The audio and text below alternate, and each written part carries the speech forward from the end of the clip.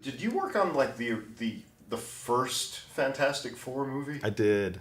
It was a Roger Corman project. I did the Johnny Storm Flame On fire effects. That was a fun project. I worked with Chris Walker at Mr. Film. It was called Mr. Film, and they were on Hamilton and Rose, across from where Digital Domain ended up being in Venice.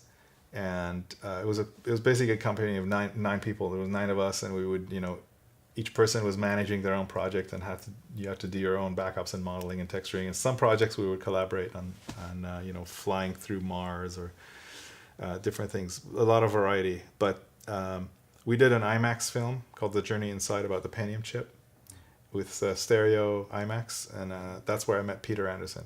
It was fantastic because he was, to this day, he's the leading expert DP on 3D, but it was like working with him directly there.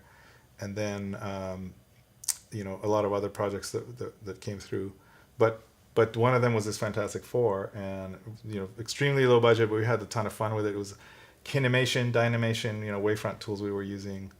Mr. Film had some bleeding edge stuff that no one's ever heard of, and we weren't very good at like publicizing it. But they had like a IMI machine, which was like this 3D stereo vectorscopic monitor and these 9 dials, and you would like take this sphere and push and pull vertices around in 3D. It's like the mud box of the day, in 1991.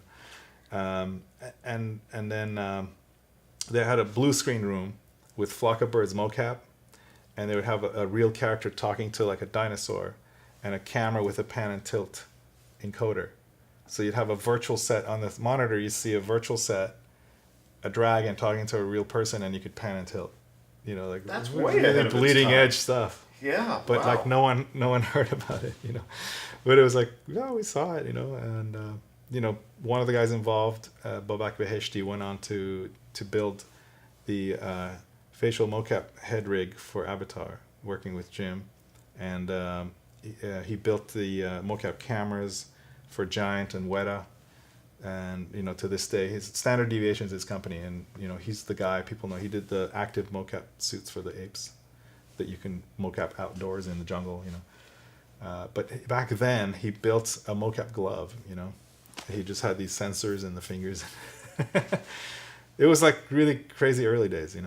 I was at Mr. Film for 2 years, and I built up a portfolio of work. I did a lot of fun stuff. I did a little cloth sim with the help from a friend, and it would run in real time on a wireframe on a 486 machine. Wow. And I had a little magnet connected to a mouse, so I'd animate it by moving this magnet around and undulating things. And we were working with Carlo Rambaldi, Really? the designer guy who did of E.T. E.T.?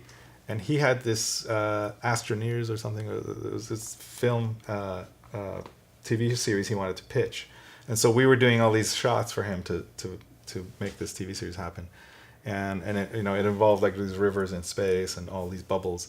So I was doing all these cloth sim bubble stuff, and built up a reel, applied it at ILM, and the first time I didn't get accepted, and then the second time, a year later, they called me and they said, "Hey, come, we want to see your stuff." And John Burton interviewed me, and I was given an offer there. And The Mask was my first show. Great. And they said Spaz wants to meet you, and I'd heard these rumors of like this scary Spaz guy, and he's like, his office is in the basement, and they're like going down these stairs, and